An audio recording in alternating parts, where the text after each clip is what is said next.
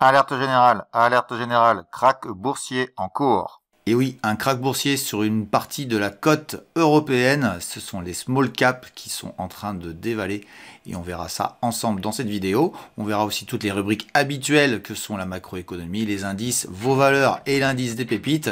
C'est le 21e épisode de l'hebdo de Ricardo et c'est juste après générique.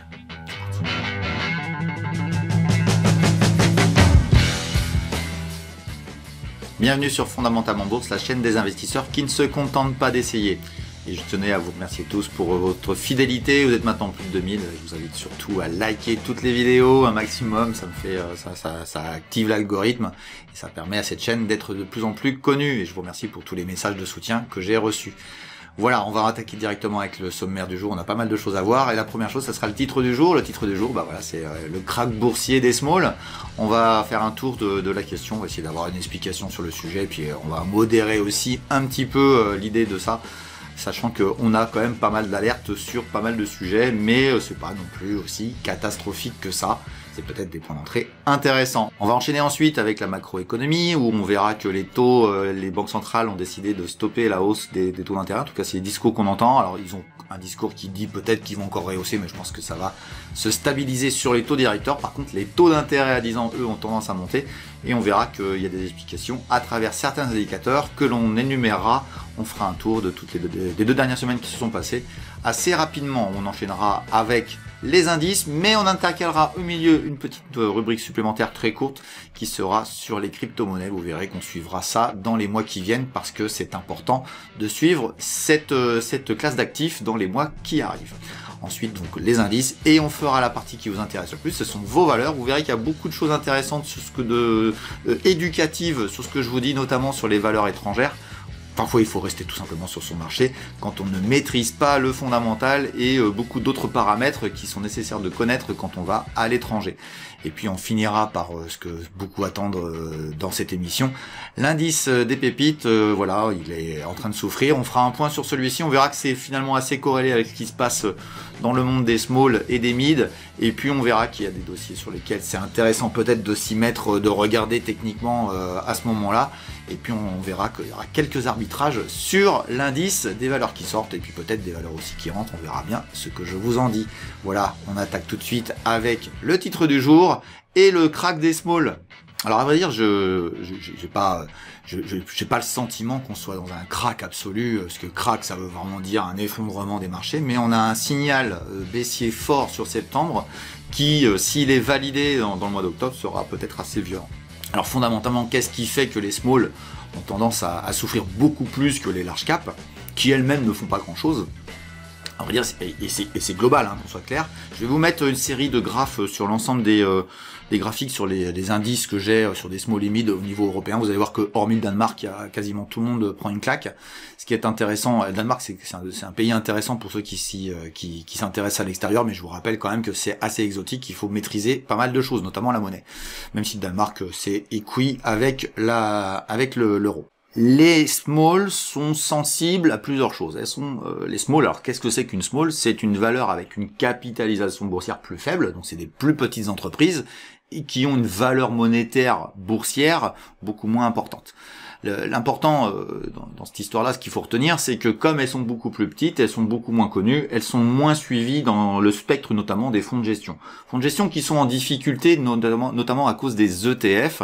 On fera une vidéo si vous voulez bien, mettez-moi ça en commentaire si ça vous intéresse d'en avoir une, mais sur les ETF, on fera un truc un peu particulier sur les ETF pour voir s'il n'y a pas des choses qu'il faut faire attention sur cette classe d'actifs. Mais ces ETF ont tendance à enlever de l'argent des fonds de gestion et de les envoyer vers ces classes d'actifs qui font que les fonds de gestion ont beaucoup moins de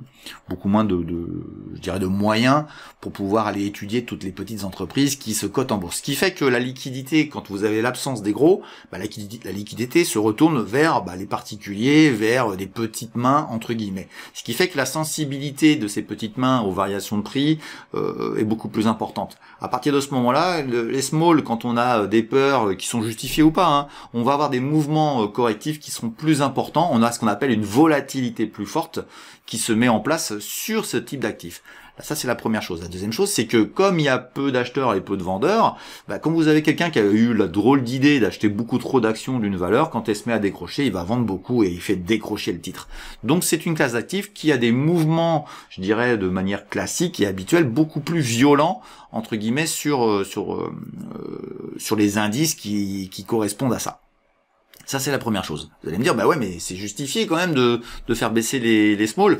Je dirais que on a une sous-prime, entre guillemets, en ce moment, depuis un certain temps, sur ces classes d'actifs. On valorise moins cher en plus. C'est-à-dire que, en plus d'être sensible, on a un prix, une valorisation. C'est pas le prix de l'action, hein, c'est combien vaut l'entreprise réellement, qui est plutôt basse, même s'il y a des opérations financières avec je dirais des OPA, hein, des rachats de sociétés qui sont avec des écarts assez importants. C'est parce que, tout simplement, on a aussi une valorisation du cours de bourse qui est assez faible. Alors vous allez me dire, oui, mais c'est continuel ça. Non, c'est pas continuel. À vrai dire, c'est depuis un certain temps, c'est comme ça, et ça fait un moment que ça dure, et c'est pas interdit que ça continue à durer. Alors vous allez me dire, pourquoi s'intéresser au small?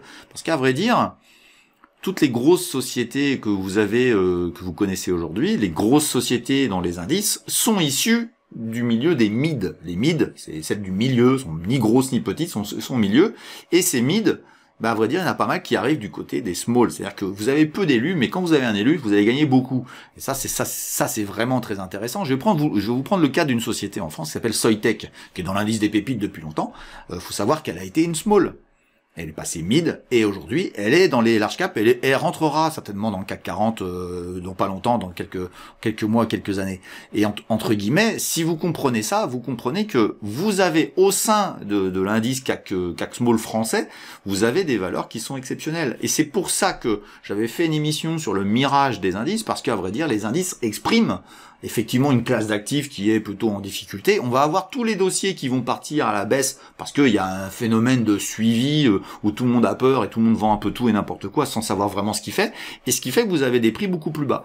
À partir du moment où vous avez une baisse de ces indices, vous allez envoyer des valeurs qui sont plutôt intéressantes à des niveaux de prix plus bas et où les fondamentalistes, les gens qui savent faire du fondat, ils vont savoir repérer les valeurs qui sont vraiment pas chères et qui peuvent avoir un rebond important et qui peut-être par l'activité de l'entreprise et par la qualité de ce qu'ils font, fera que ce sera le point bas historique et emmènera le dossier plus bas. Donc crack des small. Moi j'ai envie de dire oui, techniquement on a eu un mois de septembre effarant sur le sujet.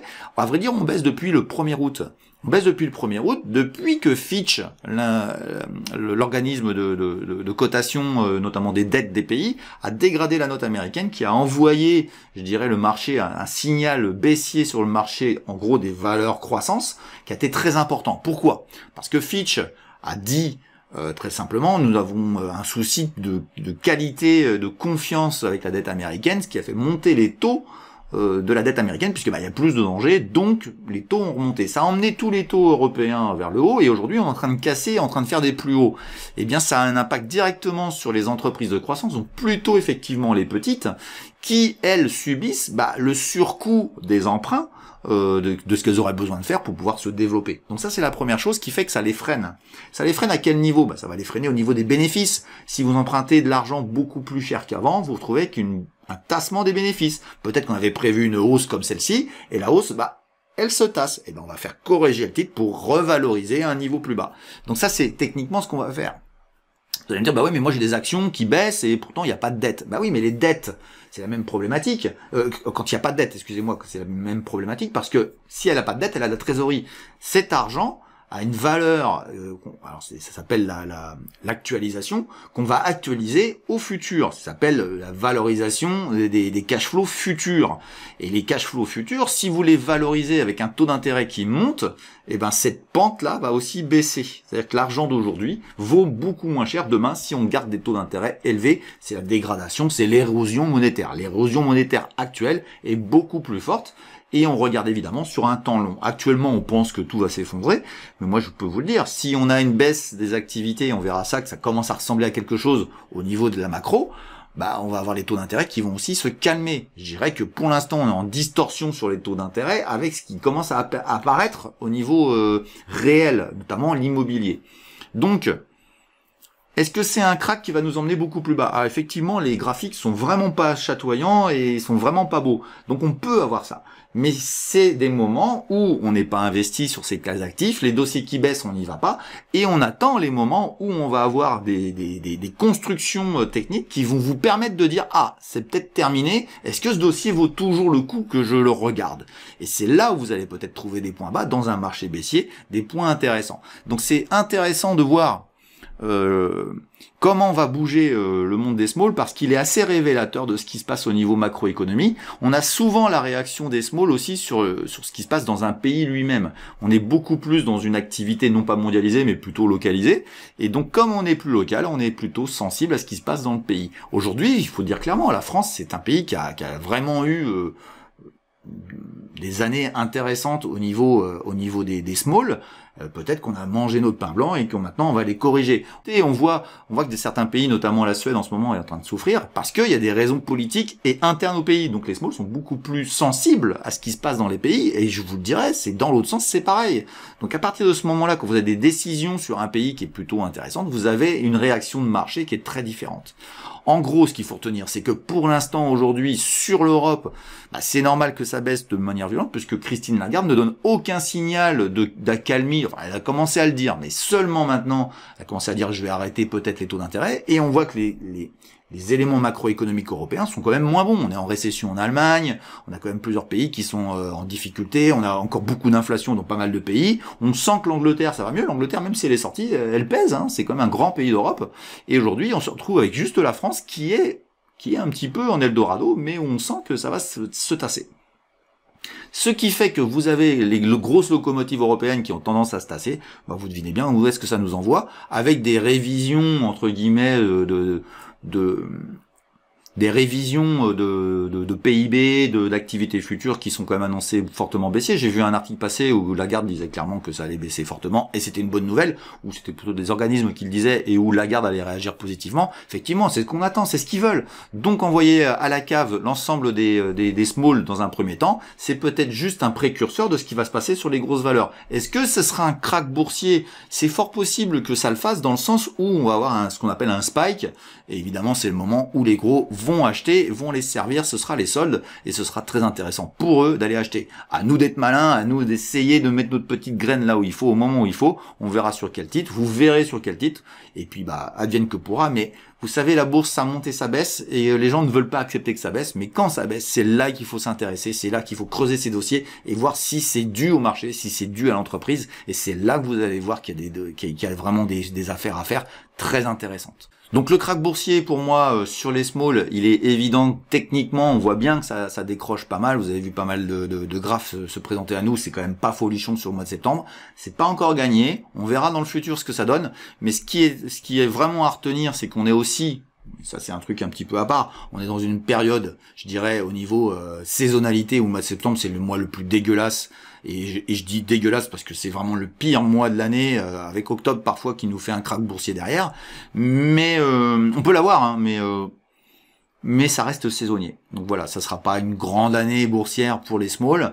Je vous le dis, hein, moi j'ai déjà vécu ça, je connaissais ça. En 2020, je me disais qu'on était vraiment au fond du trou au niveau des smalls, et c'est là où ça tout rebondit, etc. Puis je vais vous juste, et on va terminer là-dessus pour enchaîner sur la suite de la vidéo, mais regardez la constitution des indices. Le CAC Small, quand vous regardez ce qu'il y a dedans, c'est parfois affligeant parce que vous avez des sociétés catastrophiques. J'arrive même pas à comprendre comment on peut rentrer des sociétés pareilles. Donc finalement, quand on regarde bien ces indices, on est encore dans un mirage des indices, où sur la France par exemple on a énormément de biotech, etc.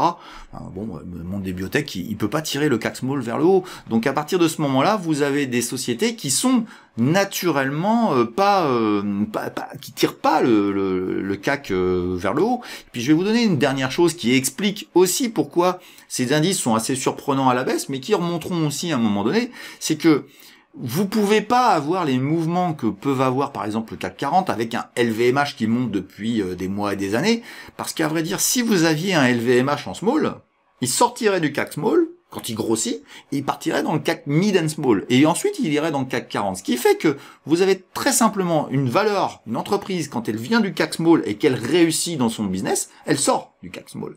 Donc vous avez un système d'intérêt composé qui fait que vous êtes de toute façon perdant. Donc vous avez la même chose sur les autres indices dans les autres pays, que ce soit le SDAX en Allemagne ou en Scandinavie avec l'OMX sur les small. À vrai dire, dès que votre société elle grossit, type LVMH, type d'autres sociétés qui grandissent tout le temps, elles sortent de l'indice. Donc à partir de ce moment-là, l'indice ne peut pas avoir la dynamique aussi forte que pourrait avoir le CAC 40 ou je dirais le DAX, etc., qui ont une société, il n'y a pas de sortie vers le haut, vers un indice supérieur du CAC 40. À partir de ce moment-là, vous comprenez que c'est vrai qu'il investir dans le CAC Small avec un ETF, si un jour on en a inventé un, je crois que ça n'existe pas, c'est une hérésie. Parce que là, vous ne bénéficiez pas des intérêts composés d'une société qui réussirait. Il vaut mieux acheter les sociétés directement. Le CAC Small n'est juste qu'un révélateur d'un indice synthétique de valeurs qui vont mal actuellement. Moi, personnellement, je suis actuellement sur des valeurs où c'est pas la grande crise, mais je suis hyper sélectif sur ce que je fais. Voilà, on va enchaîner si vous voulez bien, et j'espère que vous avez compris ce que je voulais dire. Le crack peut-être pas. En tout cas, c'est vraiment sérieusement, faut pas rentrer, faut attendre d'avoir des signaux intéressants sur les valeurs. Et on peut aller beaucoup plus bas sur les small. Les ETF ont beaucoup aidé à ça, les fonds de gestion qui quittent un petit peu, mais vous inquiétez pas. Dès que ce sera à des niveaux techniques bas, je peux vous certifier que ça fera pas cher. Je vois des dossiers d'une valorisation tellement faible, je sais pas où ça s'arrêtera, mais ça s'arrêtera et je peux vous certifier qu'il y aura des affaires gigantesques à faire. Il faut juste être patient. La bourse n'est pas, c'est comme l'immobilier, on n'achète pas en claquant des doigts le matin un nouvel immeuble ou une nouvelle maison. On attend les opportunités et actuellement, on va les laisser faire. On va trouver à un moment donné intéressant. Allez, on va enchaîner si vous voulez bien avec la macroéconomie où il y a pas mal de choses à regarder et c'est juste après. Allez, c'est parti. Et on va faire un récap des 2 semaines qui viennent de se passer. Et on va attaquer directement avec le mercredi 20 septembre, puisque c'est le jour où on a eu la réunion du FOMC, donc la réunion des banquiers centraux de la Fed, la Banque centrale américaine, pour la décision sur les taux d'intérêt. Donc une décision qui est ici, donc 5,5%, donc stable, c'était prévu stable.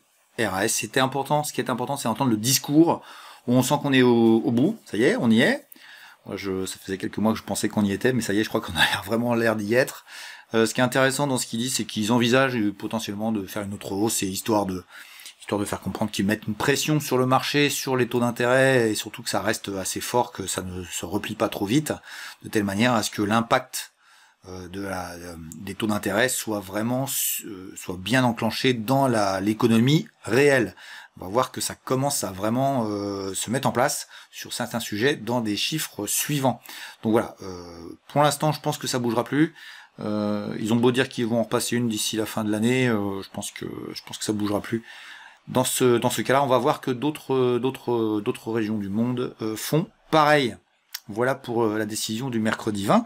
Et puis le lendemain, c'était le tour des Anglais qui ont fait la même chose, puisque le consensus prévoyait une hausse de 0,25 points, et finalement 25 points de base, et donc finalement ils n'ont pas bougé. Les Anglais aussi commencent à constater qu'une forte baisse de l'inflation. Ils avaient beaucoup plus de problèmes d'inflation chez les Anglais. On sent que, moi je vous le dis, l'Angleterre, ça va mieux. Il y a enfin un mec qui tient la route en Angleterre. Ça fait un petit moment que je vous le raconte et je maintiens ce que je dis. Rishi Sunak.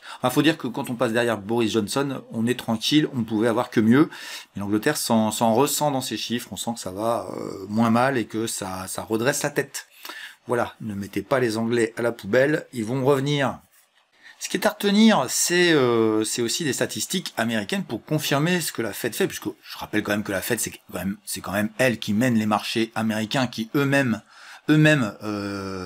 traînent un petit peu derrière eux les marchés européens et occidentaux.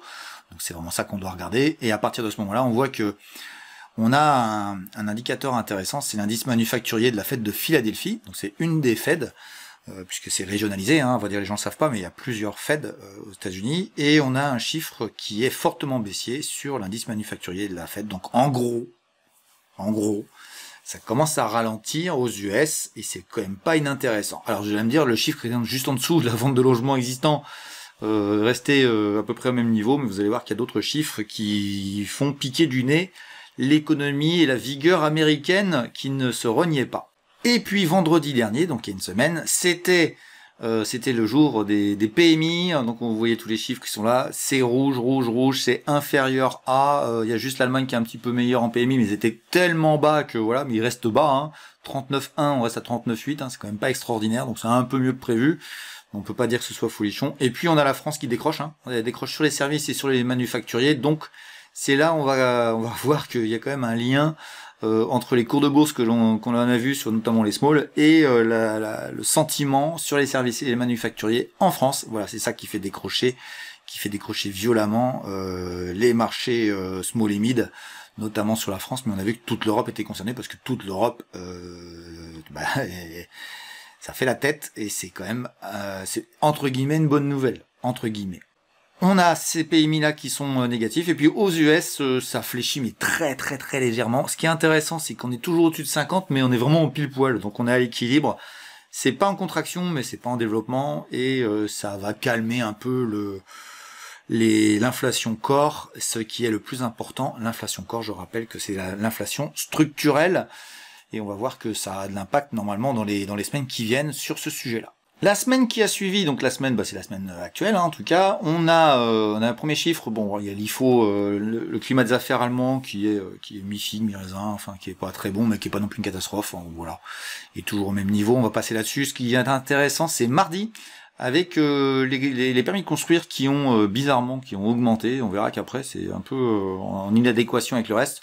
Bon, les permis de construire, c'est pas obligatoirement qu'on construit derrière.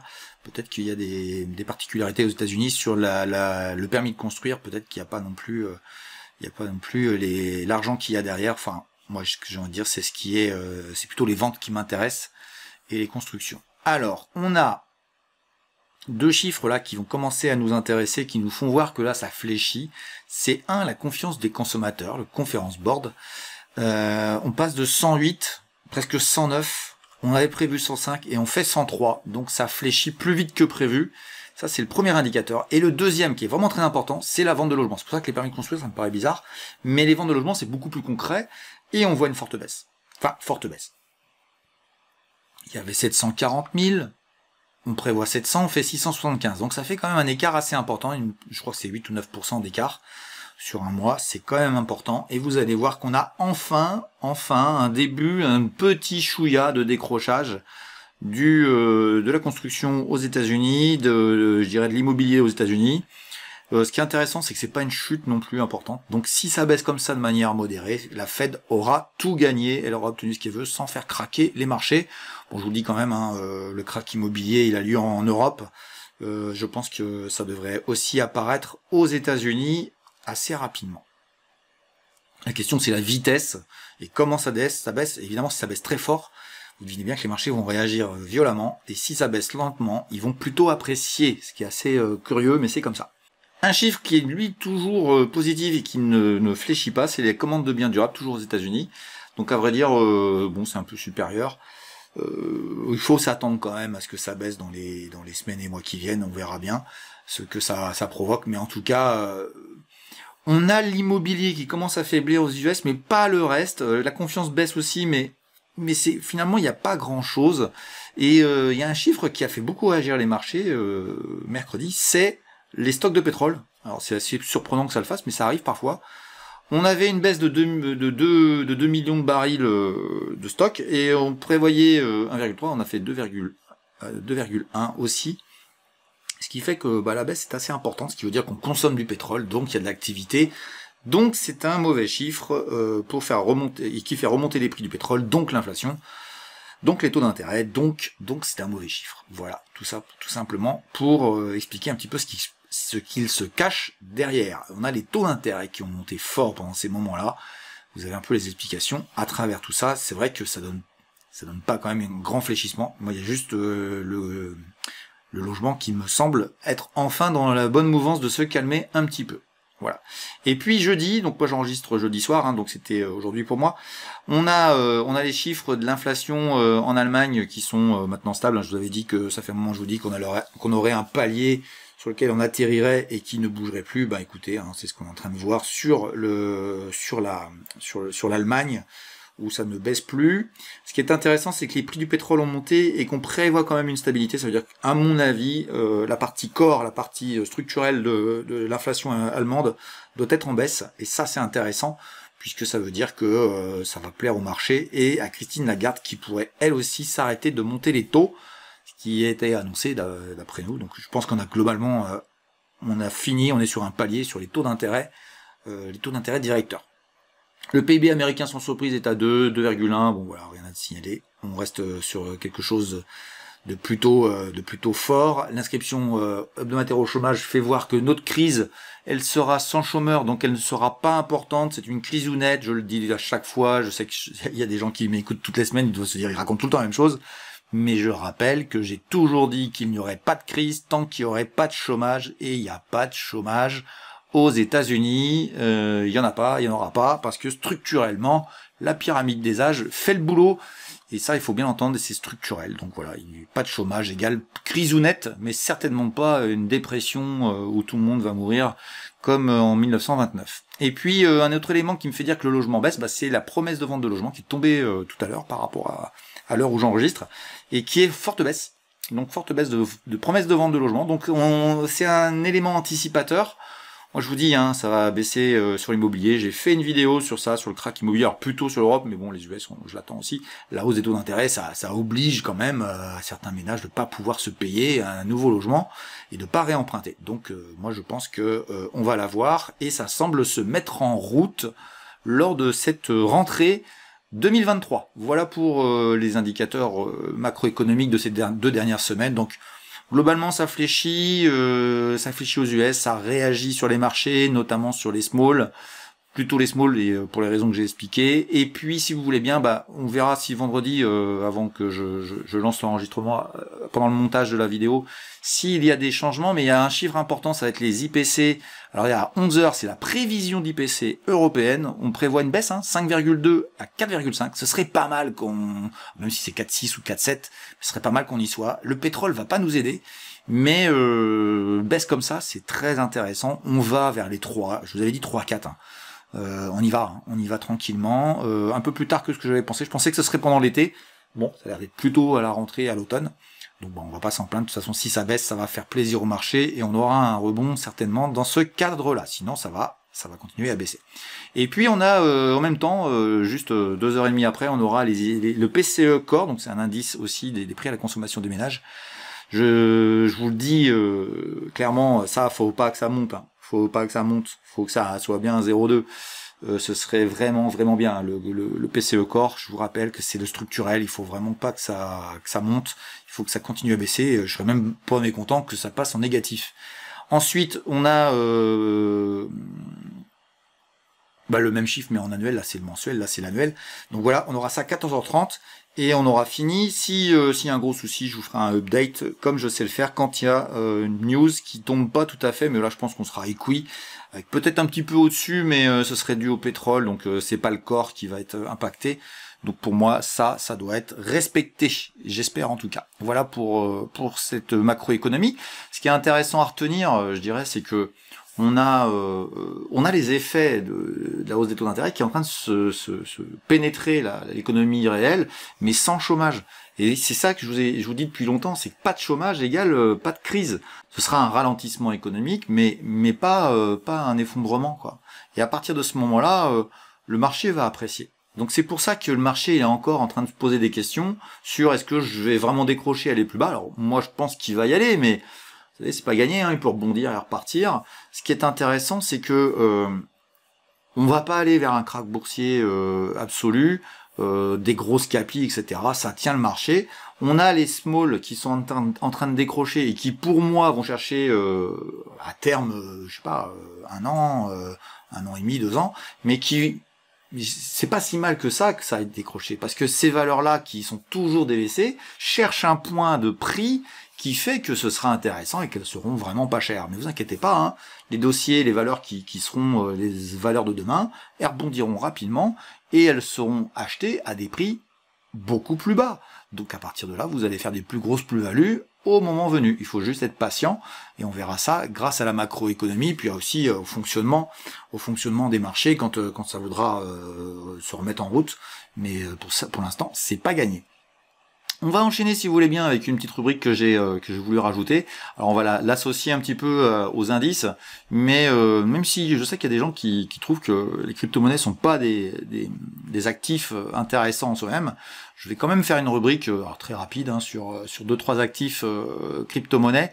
Donc ce sera la petite minute crypto-monnaie. Je la ferai régulièrement de telle manière à ce que vous compreniez que c'est vraiment un sujet sur lequel moi je suis assez intéressé à partir de la fin 2023 et on pourra pas dire que j'ai pas anticipé, mais pour moi on est à l'orée, on prépare un marché qui sera beaucoup plus intéressant sur 24-25, je dirais, sur les crypto-monnaies. Donc c'est pour ça qu'on va intégrer une petite rubrique, alors qui sera très courte, mais qu'on fera régulièrement sur les cryptos, de telle manière à regarder un petit peu ce qui se passe sur, alors je pense qu'on fera Bitcoin, Ethereum, on verra si on invite d'autres crypto-monnaies dans la chose, mais ça me paraît important d'être en liaison avec ce qu'on a fait sur la vidéo, je vous la mets ici de telle manière à ce que vous puissiez la retrouver, mais sur le Bitcoin avec l'interview de Valentin Demey, qui permet de vous dire que 2024 c'est vraiment l'année des cryptos. Donc soit vous le ferez par action et vous verrez qu'il y a des actions qui sont intéressantes, qui sont corrélées aux crypto-monnaies, mais on va regarder un petit peu les cryptos. On fera, c'est vraiment une petite minute, hein, on fera pas très long. C'est vraiment histoire de positionner un petit peu les cryptos dans la vidéo hebdo, de telle manière à ce que vous compreniez que voilà, moi je suis intéressé. On peut avoir des spikes, on peut avoir des baisses, des violentes, même surtout si le marché veut décrocher. Bon, ça ira aussi emmener les valeurs crypto-monnaies. Ce sera peut-être des points intéressants pour le futur. Voilà, donc on va surveiller ça de près. On essaiera de faire ça dans tous les hebdos qui vont venir. Allez, on attaque tout de suite sur les cryptos et les indices juste dans la foulée. Et on attaque directement par le roi des cryptos, c'est le Bitcoin. Avec, je vais faire un rappel, c'est là que c'est intéressant sur les longues périodes. On a le premier bull run qui est tout écrasé maintenant et qui est ici en 2013. On a la même chose en 2017. On a la même chose en 2021 et on aura peut-être la même chose, en tout cas c'est ça sur quoi on est en train de travailler, de voir s'il est intéressant d'investir sur l'idée qu'on aurait la même chose en 2025, et vous remarquerez que c'est tous les 4 ans, et oui, c'est le fameux halving du Bitcoin, donc vous irez voir la vidéo dont je vous ai déjà parlé tout à l'heure. Voilà, donc je dirais que pour l'instant, au niveau mensuel, c'est pas un niveau très intéressant. On va regarder en hebdomadaire s'il y a quelque chose à faire sur ce graphique. Donc nous voilà en hebdomadaire. Je dirais que on a une situation où on est coincé entre, on va dire, alors on est en dollars, hein, qu'on soit clair. On fera tous les graphiques en dollars parce que c'est comme graphiquement c'est le dollar. Mais moi, je vous préconise en termes de patrimoine, pour tous les Européens, évidemment, de regarder le Bitcoin en euros. On est coincé entre 25 et, on va dire 32 000 au niveau du prix du Bitcoin. Je trouve qu'il y a une oblique intéressante ici. Je vous la mets en grand. Vous avez une oblique là qui est on est en train d'essayer de la contacter encore une fois. Si on est rejeté, faut dire qu'on considérera qu'elle est bonne. Et si elle est cassée, ça peut nous envoyer le Bitcoin vers les 31 voire 32 000 dollars, ce qui est quand même une jambe de hausse assez intéressante concernant cet actif. En tout cas, ce qui peut être intéressant aussi, c'est d'attendre une éventuelle cassure sur un creux de marché qui serait fait certainement dû à des histoires monétaires vers les 20 000. Donc vous voyez, on oscillerait entre 20 et 31 000 et il se passerait rien. Donc vous voyez, c'est quand même très volatile. Il faut faire très attention sur ces actifs, à ce que l'on fait. On n'est pas pressé puisque ce que je vous raconte, c'est plutôt sur un horizon 1 an, 2 ans. Donc il y a pas du tout d'intérêt à investir maintenant, entre guillemets. Il faut attendre des signaux graphiques. On n'a pas le feu et c'est pour ça qu'on va pas rester très longtemps sur le sujet. On va aller voir vite fait l'Ethereum s'il y a une situation différente. Alors au niveau mensuel, ce qui est intéressant dans l'Ethereum, c'est qu'on a cette oblique qui est beaucoup plus clairement établie ici. On n'en est pas très éloigné et on va voir en hebdomadaire que la tendance est un peu moins bonne sur l'Ethereum. Donc il est beaucoup plus intéressant sur l'Ether d'aller attendre cet oblique ici que nous apercevons dans ce graphique. Allez, on va aller voir ça tout de suite sur l'hebdomadaire. Voilà, en hebdomadaire, c'est, je trouve, assez clair, même si on a un rebond, là, on sent qu'il y a une belle bougie. Alors, actuellement, on est vendredi matin, hein, mais je rappelle que les crypto-monnaies sont cotées 24 heures sur 24, donc, voilà. Quoi qu'il arrive, de toute façon, ça bouge tout le temps. Mais même si ça rebondit, que ça va rechercher les 1900, on est quand même dans un couloir baissier. Moi, je trouve que le point d'impact, j'avais déjà dit dans une vidéo précédente, 1443 là ici, vers fin octobre, peut être sympa. Ce serait techniquement, ce serait le top, en tout cas pour ceux qui sont intéressés par les crypto-monnaies. Donc voilà, on va s'arrêter sur ça, sur la partie crypto, puisque je vous disais, je voulais faire quelque chose assez court. On fera ça à chaque fois, mais ce sera assez court. Ce que je vous propose, et ça peut être intéressant pour ceux qui s'intéressent un peu plus aux crypto-monnaies, ce que je vous propose, c'est qu'on puisse en mettre une troisième dedans, et vous pouvez me proposer, n'hésitez surtout pas à mettre des commentaires, et profitez-en pour liker la vidéo si ça vous plaît ce que je fais. C'est vraiment le grand soutien que je peux avoir à travers vos likes, à travers vos commentaires. C'est vraiment la meilleure manière de votre part de soutenir cette chaîne. Donc n'hésitez surtout pas à le faire. Et bien, proposez-moi une troisième crypto à travailler pour la fois suivante, et puis on changera au fur et à mesure de vos propositions, en plus de l'Ether et du Bitcoin. Voilà, on va enchaîner sur les indices classiques pour voir un petit peu ce qui se passe, et c'est assez curieux parce que c'est assez différent des small finalement. Allez, c'est parti. Darwin X Zero est le programme d'allocation de capital sans risquer le vôtre. Que vous soyez débutant ou expérimenté, profitez de Darwin X Zero pour devenir gestionnaire de capital en quelques semaines. Sans contrainte, ni objectif irréalisable, et quelle que soit votre méthode, l'essentiel est votre performance qui peut attirer jusqu'à 3 millions d'euros sur votre stratégie gagnante. Vous n'aurez aucun capital à apporter. J'ai bien dit aucun capital. Bien au contraire, c'est votre compte virtuel sur Darwin X Zero qui vous permettra de collecter 15% des bénéfices que vous réaliserez, tout comme dans un fonds d'investissement. Alors devenez votre propre gestionnaire de capital pour 38 € par mois, c'est la solution idéale pour tous les traders qui veulent réussir sans risquer leur propre capital. Profitez d'une réduction de 10 € sur vos frais d'inscription avec le lien qui s'affiche sur votre écran et que vous retrouverez dans la description de la vidéo.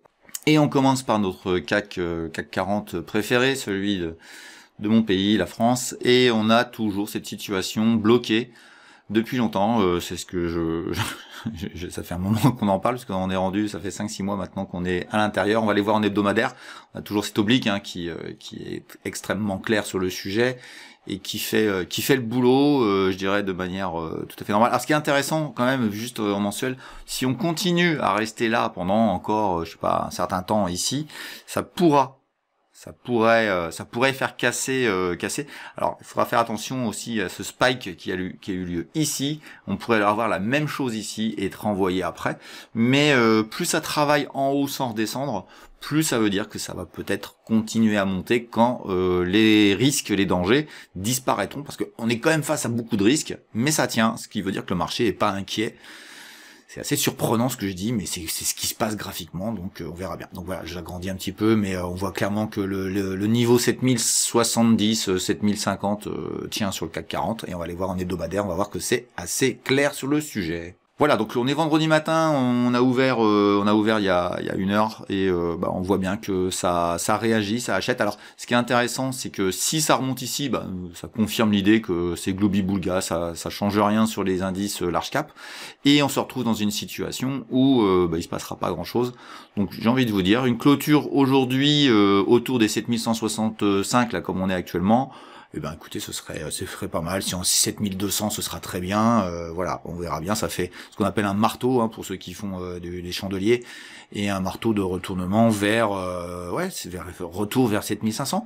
On verra bien à peu près où ça s'arrêtera, mais pour l'instant, il n'y a rien à signaler. Il y a juste un petit truc que je vais vous proposer. C'est la copie de cette résistance que j'avais écrite en pointillé. Donc pointillé veut dire que c'est pas encore validé totalement, mais je viens de la dupliquer ici. C'est peut-être un couloir légèrement baissier dans lequel on va aller toucher à chaque fois un petit plus bas, légèrement plus bas, puis on va repartir très vite. C'est ce qui a l'air de se passer depuis quelques semaines. Il est d'autant plus intéressant que nous avons un contact pas parfait, mais ici avec le haut de marché de 2022. De tout début 2022, donc c'est assez intéressant de voir que ça commence à prendre de l'intérêt. Je la mets pas encore en continu parce que c'est encore une hypothèse de travail. On verra bien ce que ça donne. On va enlever celle-ci aussi parce qu'il n'y a plus d'intérêt sur ça. Voilà, donc voilà pour le CAC 40. Vous voyez, finalement, On n'est pas au crack là, c'est quand même cette distorsion entre les small, entre les petites valeurs et les grosses capis, c'est assez impressionnant. Allez, on va aller voir ce qui se passe de manière traditionnelle sur le DAX, vous allez voir c'est un petit peu différent. Alors sur le DAX, nous voilà, je dirais, sur une partie un petit peu plus gênante, puisque on avait un support qui était assez clair, il a été cassé assez violemment, mais c'est pas interdit de réintégrer dans la semaine, ce qui fait que ce serait un faux signal. Bon, je reste dubitatif. On avait une oblique ici qui était pas encore bien établie, qui a l'air d'être cassée. Bon, on verra bien. On va voir ce qui va se passer. On va la laisser si vous voulez bien, parce que l'idée c'est peut-être aussi un retour dessus et ce serait donc ce qu'on appelle un pullback et puis repartir vers le bas. C'est quand même une possibilité assez forte sur l'Allemagne. Donc on voit bien que la France est plus costaud. C'est assez récurrent depuis quelques années sur le sujet, depuis le départ de Merkel, et puis Macron ça a l'air de bosser plutôt correct. Mais les marchés aiment bien la stabilité, et en France on est politiquement plus stable en ce moment que tous les autres pays européens. C'est pour ça qu'on est un peu mieux en France, même si j'ai le sentiment, comme vous l'avez vu sur les small, que on a peut-être mangé notre pain blanc sur la France.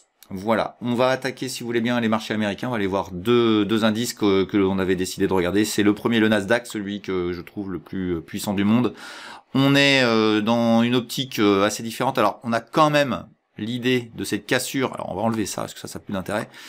Ce couloir haussier n'a plus d'intérêt, puisqu'il il a été cassé assez violemment. On est en train de faire un rebond sur cette bougie ici dans la semaine. On verra cet après-midi ce que ça donne. Il y a des statistiques qui nous...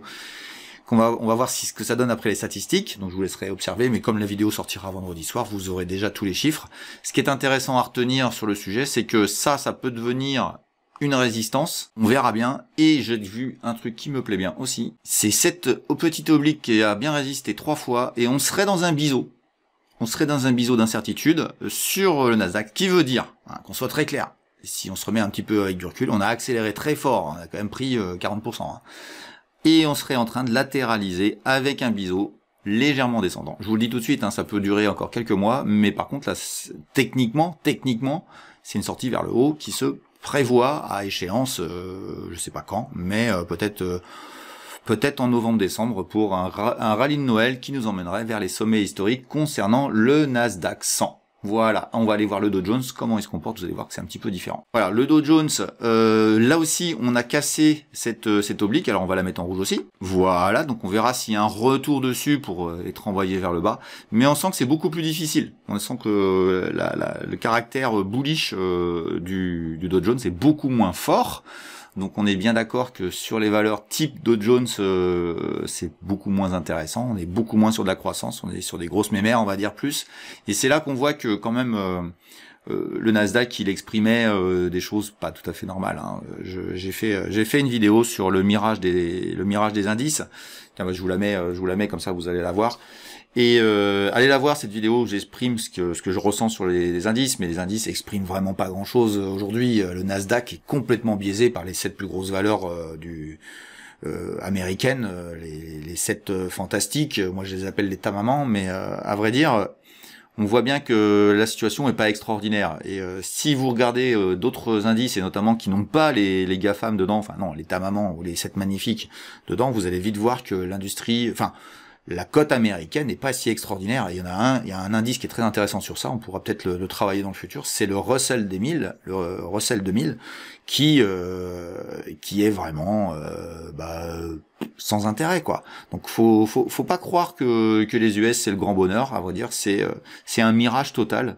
Le marché est pas spécialement extraordinairement satisfait. C'est pour ça que, à mon avis, ça reste la sélection de valeurs et comment sélectionner les valeurs qui reste important. Et c'est ça qui fait que le marché est intéressant pour les particuliers et pas du tout pour les institutionnels. On n'est pas des institutionnels, on est des particuliers. Et donc, il y a pas mal de choses à faire sur les actions, sachant qu'il faut savoir les sélectionner. Voilà. On va s'arrêter sur la partie indicielle, on va attaquer la partie qui vous concerne maintenant. Alors c'est une partie sur laquelle il y a un petit peu moins de gens qui me proposent des valeurs. Quelque part c'est pas plus mal, ça me fait moins de travail. Mais par contre j'ai travaillé un peu plus finalement, donc dans l'idée c'est moins mais plus qualitatif. Ce que je vous propose c'est de passer tout de suite à ça. Je vous demande aussi une chose, c'est de regarder bien la biblio. Il y a plein de dossiers qui ont été traités il y a maintenant un certain temps. Si vous avez envie que je fasse une mise à jour, n'hésitez surtout pas à me le demander. Et pour ça vous mettez des commentaires là aussi sur la vidéo, de telle manière à ce que je puisse les traiter. Ne me faites pas de demande sur les autres réseaux, s'il vous plaît, parce que ça m'en met partout. Donc j'essaye de tout concentrer sur la chaîne YouTube elle-même. Donc sous la vidéo, vous mettez en commentaire, vous n'hésitez surtout pas à me proposer des titres. Je fais à peu près toute l'Europe et on fait pas pour l'instant en tout cas, on fait pas les États-Unis. Ça viendra peut-être. Voilà, allez, c'est parti pour la deuxième partie de la vidéo.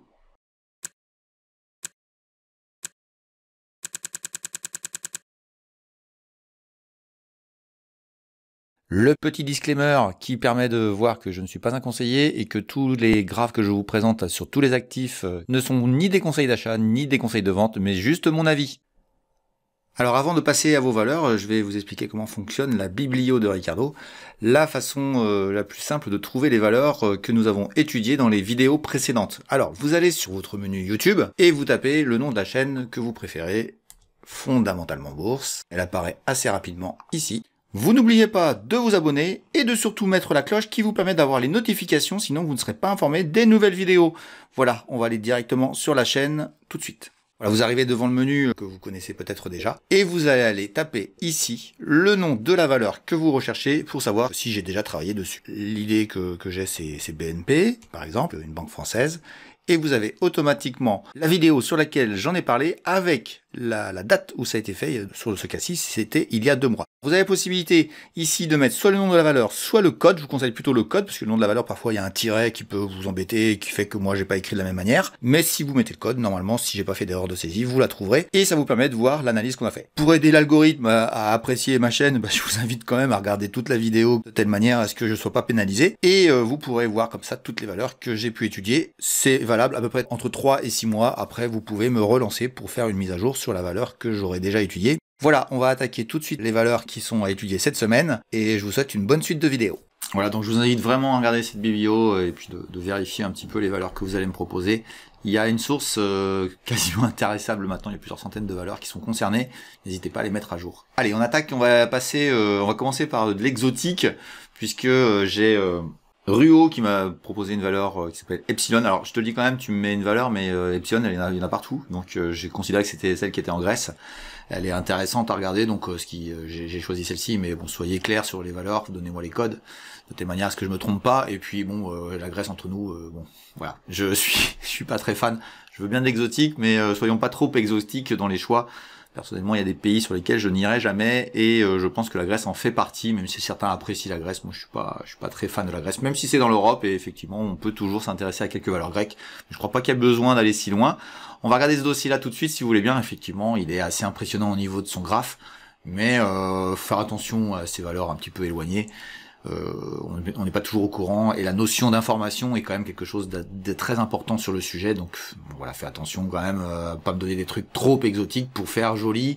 C'est pas non plus l'objectif de faire l'intéressant, c'est vraiment l'objectif, c'est vraiment d'avoir peut-être des solutions, des intérêts sur des valeurs. Allez, on regarde Epsilon tout de suite, qui est quand même un graphique assez impressionnant.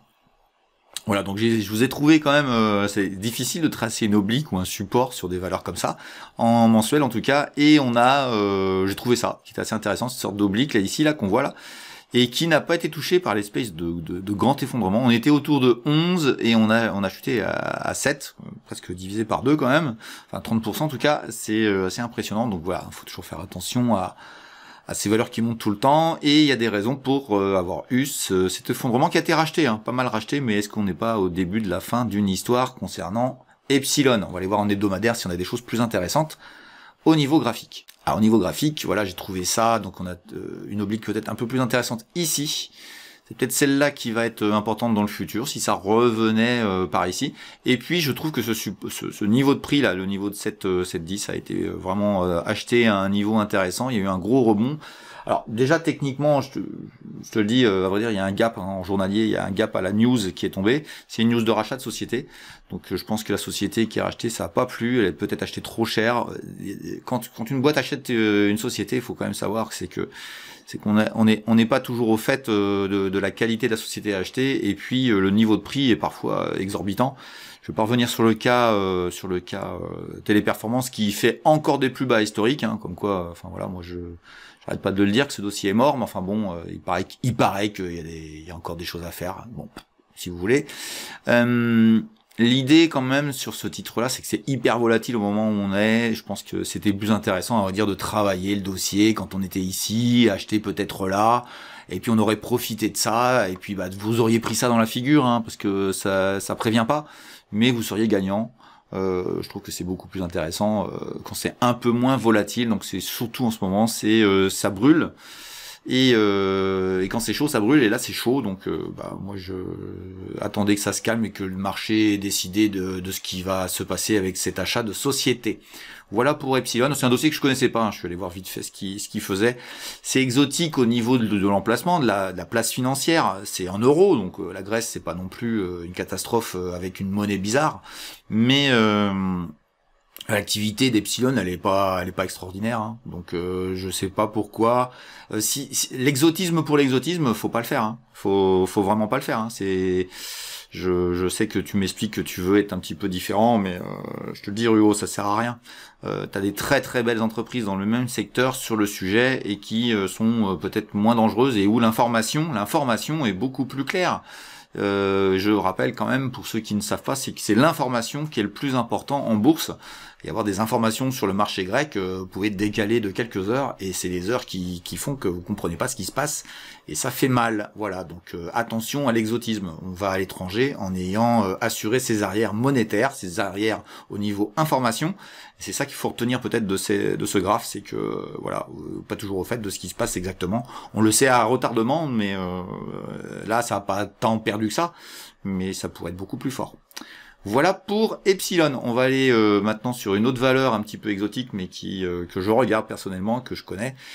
On va aller en Norvège tout de suite. Alors d'abord, la première chose qu'on voit, c'est que cette valeur-là, elle est pas très vieille, puisqu'elle elle est rentrée en bourse en 2021. La deuxième chose, c'est qu'elle n'a jamais baissé, elle monte tout le temps, donc ça c'est des dossiers intéressants, effectivement. C'est intéressant, j'ai rien à dire sur le sujet, même si je pense que le point d'entrée idéal sur le dossier était plutôt au démarrage de ça, peut-être récupérer à un prix un peu moins haut ici. Je dirais qu'aujourd'hui c'est beaucoup plus compliqué, et je vais m'expliquer pourquoi. Donc Smart Optic, valeur norvégienne, qui fait de la fibre optique aujourd'hui. Moi je trouve qu'ils arrivent un peu tard sur le marché de la fibre optique, qui est quand même ultra dominé par une autre valeur scandinave qui s'appelle Hexatronic, qui d'ailleurs reprend une grande claque cette année, mais qui a été la valeur la plus haussière d'Europe sur les 10 dernières années, entre son niveau le plus haut et il y a 10 ans avant. Je crois que c'est 33 000% de hausse, et donc du coup on trouve que Smart Optic c'est génial parce que ça fait dans le même métier, ça va progresser, etc. Ok, pas de problème sur ce sujet, mais il se trouve que je la connais assez bien, j'ai travaillé le dossier, j'ai regardé un petit peu ce qui se passe sur cette valeur là, et je vais te mettre quelques alertes. C'était Pierre qui me l'avait proposé, donc Pierre, je te remercie de me parler de ce dossier-là, mais effectivement je la connais, et il y a deux choses à retenir. C'est un, il y a quand même mensuellement, en tout cas en mois d'août, ça a bien décroché ici, ça travaille le niveau, un niveau intelligent. C'est vrai qu'au niveau achat, c'est plutôt par là que s'il y avait quelque chose à faire, ce serait plutôt par ici. Ça, je ne te cache pas, mais on va regarder aussi en hebdomadaire, on va voir que c'est assez intéressant, mais fondamentalement, je vais te mettre quelques alertes. Voilà, au niveau hebdo, donc on retrouve notre oblique ici, long terme, sur laquelle on travaille. Alors elle n'est pas encore bien validée, mais en hebdomadaire, elle est plutôt... Mensuellement, c'est pas encore extraordinaire, mais hebdomadairement, c'est assez bien respecté, il faut bien l'avouer, et on a l'invalidation juste en dessous, ici. Donc j'ai envie de vous dire, techniquement, ouais, c'est là que ça se passe. Les volumes sont très faibles, et cette valeur n'a pas de liquidité. Je vous mets une première alerte sur ça. On est en Scandinavie, là aussi, bon, un peu moins que la Grèce, on arrive à avoir des informations beaucoup plus intéressantes sur la Norvège.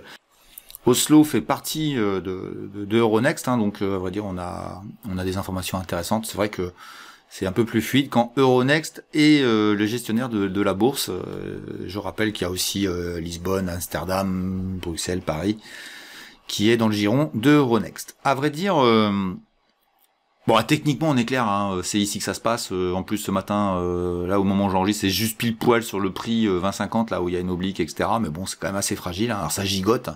Entre, le temps que je fasse la vidéo, ça vient de gigoter de 22 à 20,50. Enfin, Ouais, faut faire super gaffe, quoi. Enfin, c'est quand même, faut être costaud. Et puis le carnet d'ordre est pas rempli, quoi. Il y a pas des vendeurs à 20,50 là. Ça se trouve, il y a juste un acheteur. Et le prochain vendeur, il est peut-être à 22. Donc tu vas passer un ordre de bourse et puis ça va s'exécuter à 22. Donc ceux qui connaissent pas les carnets d'ordre, c'est pareil. Faut pas regarder ça. Et puis je vous le dis quand même, hein, trouver les carnets d'ordre sur la Scandinavie, sur des pays exotiques, c'est quand même pas simple. Donc méfiance à être trop loin. Moi, je fais toute l'Europe, mais j'ai un petit peu de bouteille. Je sais comment faire. J'en ai pris des claques avant de comprendre. Hein. Donc voilà, éduquez-vous, apprenez.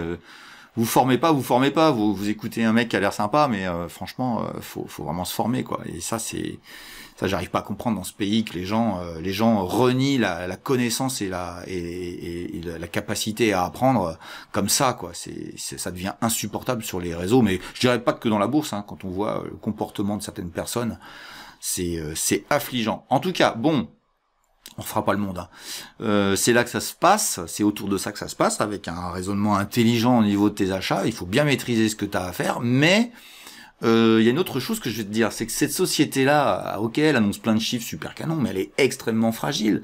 Elle fait 70 millions cette année de chiffre d'affaires, mais c'est de la couronne norvégienne. Ce qui veut dire que c'est 7 millions d'euros. 7 millions d'euros, c'est une petite société dans ta zone commerciale chez toi, quoi. Enfin, c'est tout petit. C'est une toute petite boîte. Donc elle est fragile. Elle est fragile. Alors elle est intéressante visiblement pour les acheteurs de small norvégiennes. Moi j'adore la Norvège en ce moment. C'est pas je rigole, mais moi je vois des gens qui sont sur le marché français en ce moment. C'est catastrophique. Il y a d'autres marchés en ce moment qui sont bien meilleurs. Mais bon, comme ils connaissent que la France, bah ils restent sur la France. Moi, à vrai dire, il y a d'autres marchés plus intéressants. Mais c'est pas parce que la Norvège, je la trouve bien en ce moment, que je vais acheter n'importe quoi, n'importe comment. Et ça, c'est la grande erreur de tous les gens qui sont novices et qui se forment pas, qui croient que parce que il y a un mec un peu plus ou moins intéressant qui dit un truc, je fonce. Mais tu vas te faire défoncer comme tous les autres par méconnaissance et ne pas savoir ce qu'il se passe sur ton marché. C'est comme ça, mais j'arrive pas à le faire comprendre à beaucoup de gens. C'est bien dommage, mais enfin, en tout cas, j'espère qu'à travers ces émissions, vous améliorez vos connaissances sur le sujet. Alors évidemment, si ça repart et que ça accélère, bon, tu vois qu'il y a graphiquement ici, il y a quand même beaucoup d'opposition. Tu feras attention à cette petite oblique, mais je te le dis, Smart Optic, c'est tout petit, c'est illiquide, ça a plein de défauts techniques. Donc moi je te le dis, c'est pas fait pour les particuliers comme nous, avec des connaissances très très faibles, voire inexistantes pour certains. Ces dossiers-là, faut les fuir. Il faut pas y aller, et en plus il y a des gens qui vont mettre une quantité d'argent non négligeable. Donc faites attention, quoi. Faites attention, arrêtez avec cette toute petite valeur exotique. Même si moi j'adore la Norvège, je peux vous jurer que je suis pas sur un dossier comme ça. Même si je le regarde, voilà. Peut-être qu'un jour il sera plus liquide, peut-être qu'il y aura des choses intéressantes à un moment donné. Mais en tout cas aujourd'hui moi j'y vais pas. Surtout que je te le dis quand même, hein, regarde bien techniquement. Hein. J'accélère à la baisse avec un début de volume, et ici ça travaille encore avec des volumes, mais c'est pas haussier. Hein. C'est pas haussier, hein. On voit bien que c'est du rouge. Hein. Donc c'est pas gagné. Voilà pour Smart Optic. On va revenir un peu plus en France sur des dossiers un peu plus qui me paraissent un peu plus plaisants en tout cas au niveau de tout ce que je viens de dire. Je suis pas toujours fan non plus de ces dossiers-là, mais en tout cas ce qui est sûr, c'est que sur la France, il y a quand même beaucoup plus d'intérêt, notamment pour les Français et les Belges qui nous suivent sur cette chaîne. Allez, c'est parti, on va attaquer avec Amine. Alors mets-moi ton prénom à chaque fois, Amine, s'il te plaît, parce que il faut que je retrouve ton prénom. Il m'a proposé une société qui s'appelle Réalité. Il m'en a proposé deux, j'en prends qu'une. Réalité, parce que je trouve ce dossier intéressant à plus d'un titre. Alors, comme d'habitude, on regarde d'abord le graphique mensuel. Vous allez me dire, j'ai fait une oblique ici qui est super intéressante et qui a effectivement l'air de vouloir être pertinente. Et puis, tu as mis ça au milieu de n'importe quoi.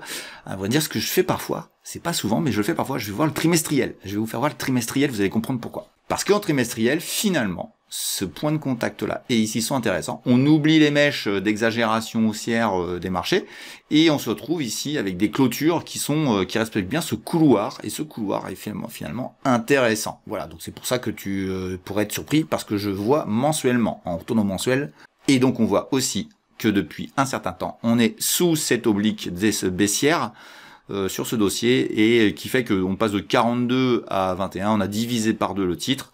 La question c'est, est-ce que c'est justifié? Moi j'ai envie de te dire oui. Est-ce que c'est des points d'entrée? Ça a l'air d'être plutôt intéressant si ça tient et que ça veut rebondir. Ça me paraît encore un peu tôt. Mais en tout cas, Amine, ce dossier-là, c'est un dossier intéressant et je vais vous expliquer fondamentalement pourquoi, une fois que je vous aurai fait voir le graphique hebdomadaire. Voilà, en hebdomadaire, je te fais voir. Je pense qu'il y a un biseau. Je sais pas s'il est tout à fait clean, surtout sur le support ici. Je suis pas convaincu que ce soit la bonne chose, mais en tout cas, ce qui est sûr, c'est que ça respecte bien cette oblique. On a bien été refoulé. Bon, il y a plusieurs choses sur réalité. Réalité, alors qu'est-ce qu'ils font? Réalité, à vrai dire, j'ai la chance, moi, de les voir œuvrer dans ma région de manière importante. C'est des gens qui font de l'immobilier, qui font des programmes. C'est un promoteur immobilier, pour être simple. Et réalité, à vrai dire, ce qui est intéressant, et c'est là où vous allez voir que le fondamental, c'est pas que des chiffres dans des cases, même si les chiffres me plaisent beaucoup, c'est aussi une qualité de travail. Et je peux vous dire que les projets de réalité, en termes d'architecture, de modernité, simplement de beauté des réalisations, je peux vous certifier, du côté de chez moi d'Angers, ce que je vois fait par ces gens-là est vraiment vraiment c'est beau quoi. Enfin tout simplement c'est des beaux immeubles, de belles factures avec des emplacements. On sent qu'ils ont une compétence dans les centres-villes, etc. Parce qu'ils gèrent des chantiers très complexes où il y a peu de place, etc. Donc c'est vraiment c'est des gens très intéressants. Voilà. Donc Amine, tu m'as envoyé vers un dossier qui est un secteur que j'aime pas du tout. L'immobilier, la promotion immobilière, mais s'il y avait un dossier dans la promotion immobilière qu'il faudrait vraiment regarder dans le futur, c'est réalité, parce qu'à vrai dire, pour moi c'est un des meilleurs. Voilà. Donc fondamentalement, toi j'ai même pas besoin de fiches parce que je connais vraiment bien. Franchement, c'est celui qu'il faut surveiller. Alors qu'est-ce qui fait qu'il baisse? C'est les taux d'intérêt.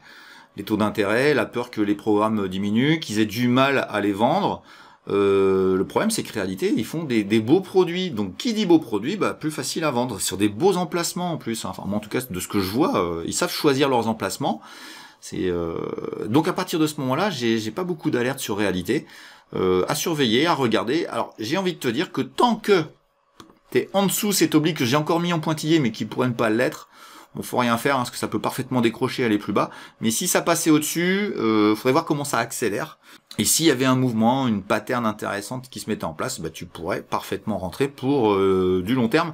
Faut quand même savoir une chose, c'est que sur réalité, on n'a pas non plus des amplitudes de gains très importantes, puisque remonter en haut, c'est x2 quoi. Donc x2, bon c'est super x2, mais c'est pas extraordinaire. Ça reste un dossier haussier. On va regarder vite fait. Alors j'avais regardé les dividendes. On va se remettre en mensuel pour ça, mais c'est pas, ça change pas vraiment la face du monde. On voit que ça amplifie légèrement les amplitudes de gains, mais c'est quand même pas formidable. On s'en fout à vrai dire sur ce dossier-là. Là encore une fois, on s'en fout de la stratégie dividende. Ça n'a aucun intérêt. C'est la création de valeur et on est plutôt sur un point intéressant. Tiens d'ailleurs, je vois un autre truc là mensuellement qui est intéressant. C'est ce niveau-là. Voilà, donc toi ici c'est intéressant aussi au niveau mensuel. Non, c'est vraiment une zone où il faut s'intéresser au dossier. Bien joué Amine, voilà, mais mets-moi bien ton nom, la prochaine valeur que tu me donneras. En tout cas, c'est un dossier. Si vous aimez le côté le secteur promotion immobilière, qui est quand même en ce moment très macroéconomiquement qui est très dangereux, mais viendra ton heure où tu seras rassuré et où tu pourras peut-être investir sur réalité.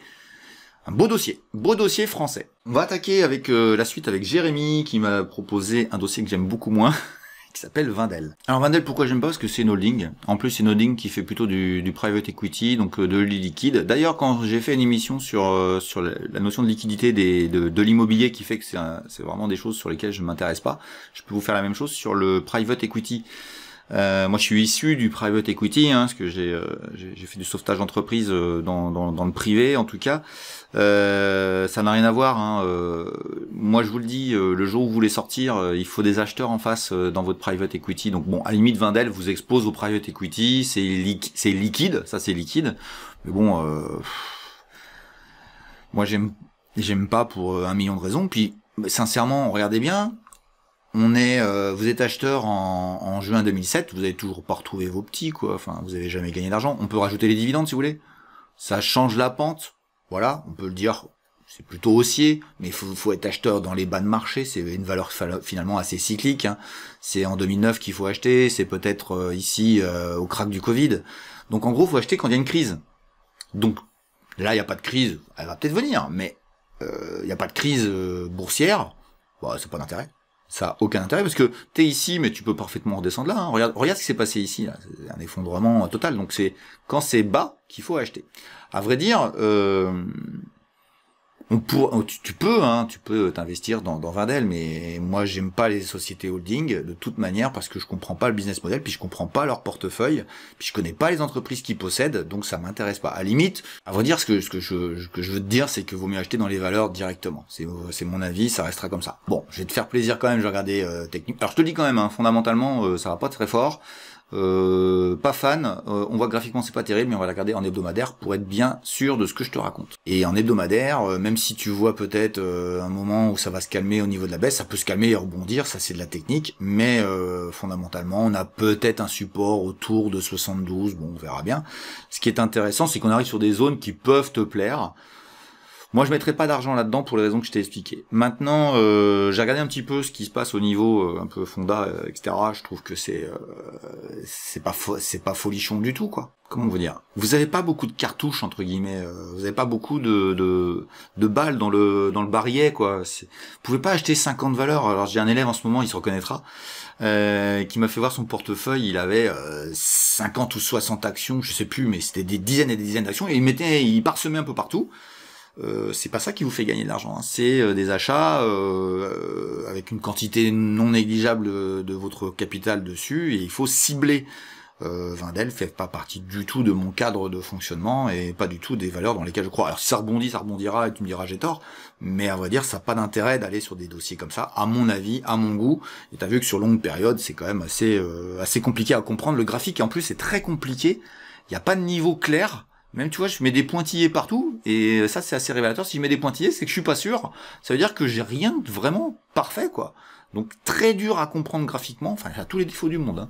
C'est mon avis, hein. Je rappelle que tout ce que je dis, c'est mon avis, et que ça n'engage que moi, et je ne fais aucun conseil. En tout cas, merci de me l'avoir proposé. En tout cas, pour l'éducatif, c'est toujours intéressant. La dernière qu'on va faire, et c'est une valeur que Diego m'a proposée, et il m'a proposé Bourse Direct, et on va se faire un plaisir de l'analyser, surtout que j'aime bien Bourse Direct pour d'autres raisons. Alors bah déjà, ça monte, hein, Bourse Direct, hein. On va se mettre en mensuel pour voir exactement de quoi il en tient, mais voilà, on a une longue période voilà, qui s'est retournée après le crack du Covid. Ce qui est intéressant, c'est que le crack du Covid n'a quasiment rien fait au graphe, et après ça a accéléré, ça a été corrigé, mais ça monte tout le temps. Tu vois que techniquement, bon bah voilà, c'est pas le moment d'y aller, hein. Voilà, c'est tout simple, c'est tout bête. On va aller voir en hebdomadaire, mais c'est pas du tout le moment d'y aller. Il y a peut-être un petit support ici, si ça voulait revenir. On va commencer à souffrir ici. T'as la bougie rouge là, qui a été assez agressive, à laquelle il faut faire attention. On va regarder vite fait les volumes. Tu vois, il y a des volumes assez importants dans cette opération-là, donc fais attention. Et je vais vous dire pourquoi j'aime bien Bourse Direct. Parce que dans le monde des brokers, des courtiers, Bourse Direct doit déjà, sincèrement, voilà, je fais de la pub gratuite là pour ces gens-là, mais Bourse Direct, pour les gens qui commencent, c'est intéressant. Moi, j'y suis plus, j'y étais longtemps, j'étais des années chez eux. Pour la simple et bonne raison, c'est que moi j'ai étendu mon spectre de travail sur l'ensemble de l'Europe, et le petit défaut de Bourse Direct, c'est qu'ils n'ont pas les valeurs scandinaves, italiennes, etc. proposées. C'est pour ça que je suis chez Crédit Agricole Investor Intégral. Oui, la seule banque physique qui est intéressante au niveau bourse. Alors je répète, c'est Crédit Agricole Investor Intégral. Vous demandez dans vos agences. Les agences sont pas très fortes sur le sujet. Par contre, vous avez un service téléphonique et puis par mail qui est vraiment très performant sur Crédit Agricole. Et la grande qualité de Crédit Agricole, c'est d'avoir vraiment toute l'Europe PEable. Voilà, il y a parfois un titre qui n'existe pas, vous envoyez un mail, vous demandez à l'ouvrir, il l'ouvre très rapidement. Franchement, c'est vraiment un service, c'est pour moi le meilleur service. Et c'est d'ailleurs la raison pour laquelle je me demande si vous ne seriez pas intéressé par ce que je fasse une vidéo sur l'intérêt des courtiers et quels sont les meilleurs courtiers.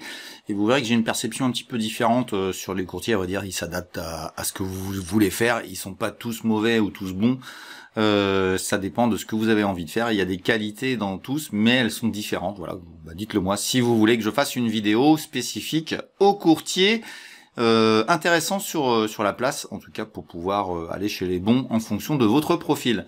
Voilà, donc pour en finir avec Bourse Direct, franchement c'est une société qui marche bien, ça prouve bien que ça marche bien. J'ai un gros regret d'avoir intégré Flatex dans les pépites. Alors, Flatex c'est pas un mauvais dossier, mais il prouve bien qu'il est monté fort, il a baissé très fort.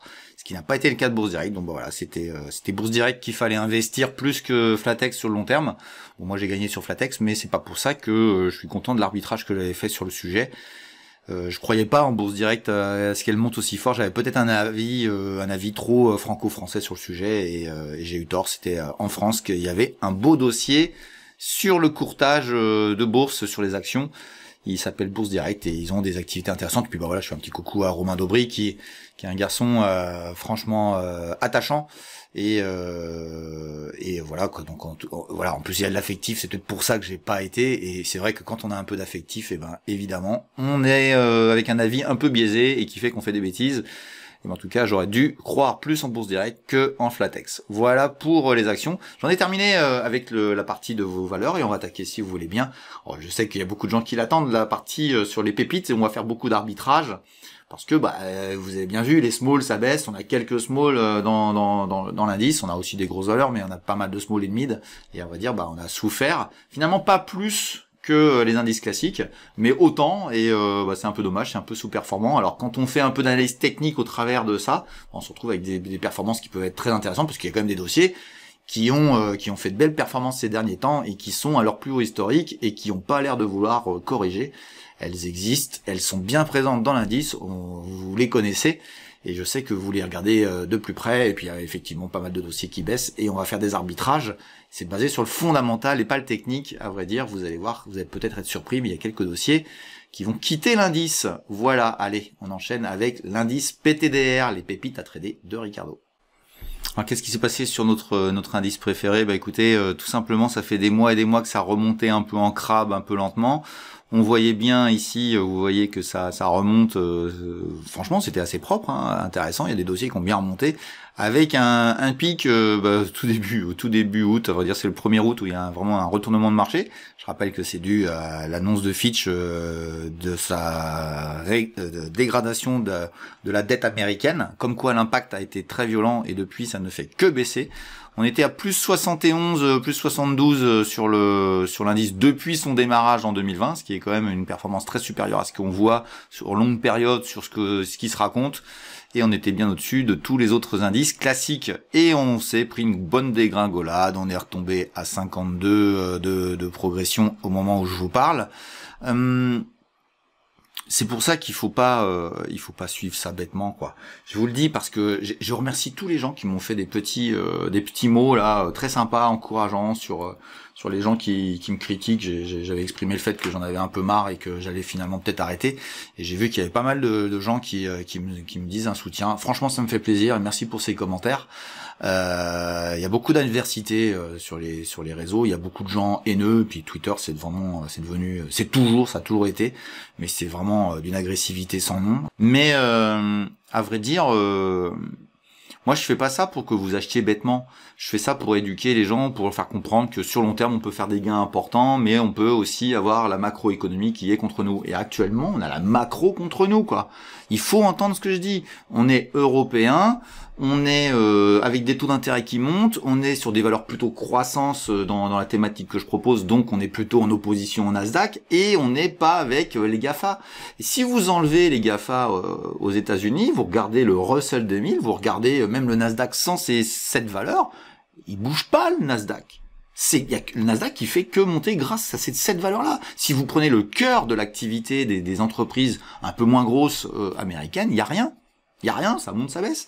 On est sur une performance qui est plutôt pas trop mal sur l'indice. Mais c'est facile de toujours critiquer. Vous savez, ça me fait penser à un truc. Il y a des gens qui regardent des choses, ouais, ça se casse la gueule sur ceci, ça monte sur cela, sur des espaces-temps très courts. À vrai dire, on est sur des espaces-temps beaucoup plus longs. Il y a des valeurs, ça fait 3 ans qu'elles sont dans l'indice. Il y en a qui vont rentrer, qui vont sortir, etc. Il y a encore aujourd'hui qui vont sortir. Il y en a une qui va sortir. Ça fait longtemps qu'elle est dans l'indice. À vrai dire, c'est un peu je vais faire un comparatif, mais qui est exactement le même. Il pleut en plein été dans une région et il n'y a pas de réchauffement climatique. Sauf qu'on n'est pas du tout sur les mêmes unités de temps, sur la même échelle de valeur des choses. Le réchauffement climatique, il est mondial, il est global, etc. Alors que la météo d'aujourd'hui et de demain, c'est pas la même. C'est exactement la différence entre l'investissement et le trading. Alors, on va dire, ce qui est intéressant, c'est d'associer les deux, qui permet d'avoir des dossiers plutôt intéressants fondamentalement, qui quand ils montent, est-ce qu'ils peuvent monter longtemps? Ouais, peut-être, parce que fondamentalement ils sont bons. Et l'indice des pépites essaye avec petite prétention, et puis c'est vrai que ça fait un an et demi qu'on a du mal, mais ça fait un an et demi qu'on a les taux d'intérêt contre nous.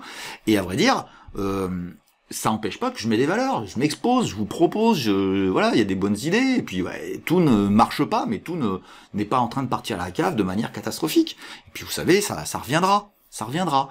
Et notamment sur les small, je sais pas si on va aller vraiment au fond sur les small, puisque c'est quand même la thématique de cette vidéo, mais les small, ça peut aller très très bas, comme ça peut être la fin de la baisse et que ça peut rebondir. C'est peut-être très saisonnier, puisque c'est vrai que le mois de septembre est plutôt un mois dégueulasse au niveau boursier. Voilà, donc pour revenir sur l'indice, voilà, il a baissé, on est sur un niveau, la question c'est est-ce que le Nasdaq nous a doublé? Parce que là, quand on voit ça, on se dit qu'il a doublé. Et je vais vous faire voir que on n'est pas loin d'y arriver, mais c'est pas encore le cas. On va commencer par le CAC 40 qui ne fait plus rien, qui bouge plus, et donc c'est assez révélateur, mais ça vous le connaissez. Le Nasdaq se rajoute ici, et le Nasdaq, qu'est-ce qu'il fait? Il est en train de nous proposer la même chose. À vrai dire, on l'a effleuré, il a même passé légèrement au-dessus de l'indice PEPI. Puis là, il vient de se reprendre une claque. Donc à vrai dire, on est un peu dans la tendance. Et vous voyez bien que son sommet, il est bien au même moment que nos pépites. Mais c'est bien les Européennes qui prennent une claque parce que les taux ont monté, sont beaucoup plus influents sur l'Europe, et notamment dû à ce que Christine Lagarde fait et le discours qui est différent entre Christine Lagarde et Jérôme Powell. Donc c'est ça qui est intéressant de voir qu'il y a quand même, selon la géographie, il y a quand même des mouvements différents. Et globalement, ça fait quand même plus de 2 ans que cet indice, il est supérieur au Nasdaq. Enfin, c'est quand même une performance toujours aussi intéressante. Voilà. Donc, si vous voulez bien, on va s'arrêter là-dessus pour l'analyse globale. On va regarder les valeurs et on va faire quelques arbitrages. Alors, la première valeur qui va sortir de l'indice, c'est Siberou. Alors, j'adore cette valeur depuis des années, mais bon, voilà, c'est fini. Comme quoi, il faut pas tomber amoureux des dossiers. Il y a de bonnes raisons. Alors, je sais qu'il y a un rebond de 7% au moment où j'enregistre aujourd'hui, mais j'y crois plus. En tout cas, voilà, on va encaisser le gain. Alors, faut savoir que je l'avais rentré ici en août de l'année 2021, donc elle sort plus ou moins en septembre 2003. Donc, en 2 ans, on va sortir un plus de l'ordre de 75% de gain sur le titre. Donc, j'avais tweeté cette semaine, donc on va sortir à ce moment-là. Donc voilà, ça ne me plaît plus. Donc on va encaisser nos gains sur le titre, et puis on va encaisser des pertes sur 2 autres titres. Le premier, c'est une autre italienne que j'avais rentrée il y a assez peu de temps. Alors elle s'appelle LS, c'est dans les semi-conducteurs. Elle a sorti des chiffres qui étaient pas trop mal, mais le marché y croit pas.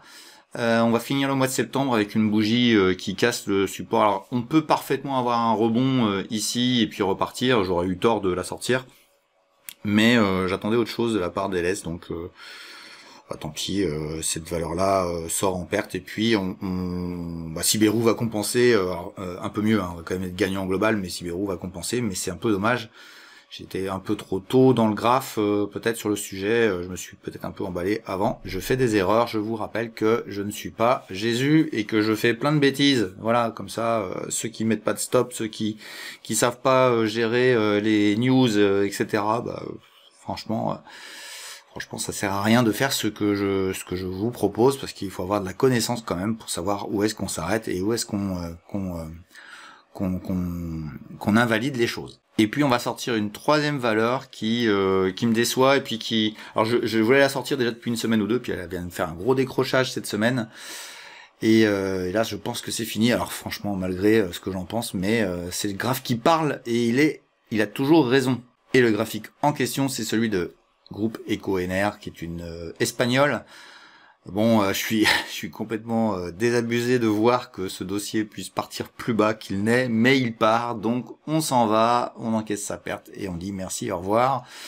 C'était sympathique. Moi, j'ai fait un tout petit gain parce que j'avais profité de ce niveau-là, j'avais réussi à vendre par là, et puis voilà. Après je me suis fait invalider sur le reste. Mais vous voyez, techniquement c'était intéressant. J'avais dit qu'elle était intéressante parce que techniquement il y avait vraiment une invalidation très proche, donc ça veut dire c'est ici qu'il fallait sortir. Voilà, je vous le dis plus tard parce que je fais pas des émissions tout le temps, mais voilà, en tout cas Groupe EcoEner, c'est décidé, ça va vers le bas, et peut-être plus tard. On verra bien plus tard si sur la partie énergie renouvelable retrouve des couleurs, parce que c'est de l'énergie renouvelable. On est vraiment face à des dossiers qui se font dézinguer par les taux d'intérêt, hein. Alors que c'est pas des sociétés spécialement endettées, mais bon voilà, les taux d'intérêt nous envoient le secteur des semi-conducteurs, le secteur des énergies renouvelables à la cave. Moi j'aime beaucoup ces secteurs-là, mais voilà, c'était pas le moment de rentrer sur ces petites valeurs-là. C'est comme ça, on trouvera d'autres opportunités. L'indice a bien dérouillé. Je crois que c'est 12-13% qu'il a fait, comme les small, à vrai dire. Donc à vrai dire, on est plutôt pas en grande performance actuellement. Ça va revenir. Alors je vais vous faire un petit laïus quand même, un petit point sur d'autres dossiers, histoire de sortir un peu plus avec optimisme sur ce qui se passe. Alors le premier de tous, c'est Northern Data, hein, que je vous avais dit sur la partie crypto-monnaie. On allait jouer un petit peu les cryptos sur l'année prochaine, donc j'ai rentré cette valeur. Elle a pris 32% depuis qu'on l'a rentrée, elle est en train d'accélérer, alors on verra bien ce qu'elle va donner, mais en tout cas, rien n'est terminé sur ce titre, en tout cas rien n'est gagné non plus, donc on verra bien, mais sur les dernières semaines, ça a été plutôt positif, notamment cette semaine. Northern Data, je vous le dis, j'en avais parlé en janvier, et j'en avais parlé au moment où elle était ici, et il faut savoir qu'elle a fait x4 depuis. Vous voyez bien, on était autour de 7 € et on est actuellement autour de 24. Vous savez faire la multiplication, elle a fait x4. Donc voilà, c'est un dossier que j'aime beaucoup et vous avez remarqué que historiquement, si ça recommence la même chose, et il y a largement de quoi faire dans le futur. Je sais que j'ai des gens qui ont le dossier dans leur portefeuille, ils en sont très contents parce qu'ils ont acheté plus ou moins ici. Un petit coucou à Jean-Pierre au passage. Voilà, on va enchaîner avec une autre valeur qui se porte, je dirais, moyennement bien, mais qui est sur un point d'entrée à mon avis. C'est Click Digital. Alors Click Digital, quand j'avais rentré, j'avais dit que c'était pas vraiment le point d'entrée idéal pour le faire. C'est peut-être maintenant que le point d'entrée est idéal. Alors attention, il y a des difficultés sur Click Digital. Ça a décroché ici à cause d'une news qui était soi-disant plus ou moins bonne, mais finalement moi j'avais vu qu'il y avait un truc qui me plaisait pas. Ça a bien décroché. On était à 24, on est quand même tombé à 17.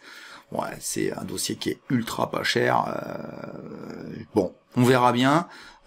Si on passe en dessous ici, on s'en ira, mais entre guillemets pour des gens qui croient dans ce dossier-là et qui veulent rentrer dessus, c'est peut-être le moment. En tout cas, techniquement, moi je trouve que c'est plutôt pas mal. Et la réaction du marché aujourd'hui, c'est presque plus 8%. Ça réagit exactement là où on l'attendait. Bon, faut valider, faut confirmer, mais en tout cas, il est moins bête d'acheter sur des niveaux de prix ici que sur des niveaux de prix ici, et nous on avait plutôt rentré à ce moment-là, donc voilà, c'est pas très grave. Moi j'attends des choses sur Click Digital beaucoup plus intéressantes. C'est un des dossiers qui reste pour moi vraiment très intéressant sur la place européenne, et il est coté à Francfort. On va aller regarder un autre titre, histoire de terminer le tour. Une autre valeur allemande que je viens de rentrer et qui a fortement baissé, mais qui a l'air d'avoir fait un point intéressant technique. Elle s'appelle SFC Energy. Alors SFC Energy, on en a parlé ici, donc effectivement elle a bien dérouillé, mais un petit peu, c'est le mouvement de septembre, hein, qu'on soit très clair. Et ici elle est en train de faire un rebond intéressant, un niveau technique que j'avais pas vu, mais qui finalement s'avère être intéressant. Et actuellement elle est sur les 2 derniers jours, elle a repris 5-6%. Il y a des petits malins que je connais bien, qui se reconnaîtront, qui sont investis dessus depuis 2 jours, donc eux ils sont déjà gagnants. Alors je vais vous retracer ça parce que finalement je crois qu'il y a une petite oblique qui est intéressante sur le sujet. Je vous fais voir ça tout de suite. Voilà, elle est tracée. À vrai dire, on a un point de contact ici, ici et ici. Et peut-être que c'est une zone intéressante. Alors ça pourrait aller un peu plus bas, techniquement. Mais en tout cas, je maintiens que SFC Energy nous a donné des news super intéressantes. Pour ceux qui sont investisseurs long terme, tant qu'on est en dessous cette oblique, il n'y a pas grand-chose à faire. C'est plutôt intéressant ce qui se passe hebdomadairement ici. En tout cas, c'est mon avis, on verra bien. Voilà, donc ça sortira pas des pépites. On était à 24 valeurs, on se retrouve maintenant avec 21. J'ai l'intention l'année prochaine d'en avoir plus que 20 en tout, parce que c'est assez lourd à suivre. Donc pour l'instant, on reste sur l'idée de 25, mais j'espère bien descendre à 20. De telle manière à ce que je puisse suivre plus facilement, parce que c'est vraiment beaucoup de travail, hein, les gens s'en rendent pas compte, mais derrière il y a pas mal de boulot. Et ça c'est du gratuit total, et à un moment donné, faut que je gère aussi ma santé et le temps que j'y consacre. Voilà, j'en ai terminé avec cet hebdo qui était assez long, assez consistant. J'espère qu'il vous a plu. Mettez des likes, c'est vraiment hyper important pour l'algorithme, etc. N'hésitez surtout pas à regarder les vidéos que je vous mets ici, ça va être super intéressant à regarder pour ceux qui découvrent ma chaîne. Voilà, vous êtes plus de 2000 maintenant et je vous remercie tous pour votre attention, votre fidélité. Je sais qu'il y a beaucoup de gens qui me regardent régulièrement. Merci à tous et à bientôt. Ciao.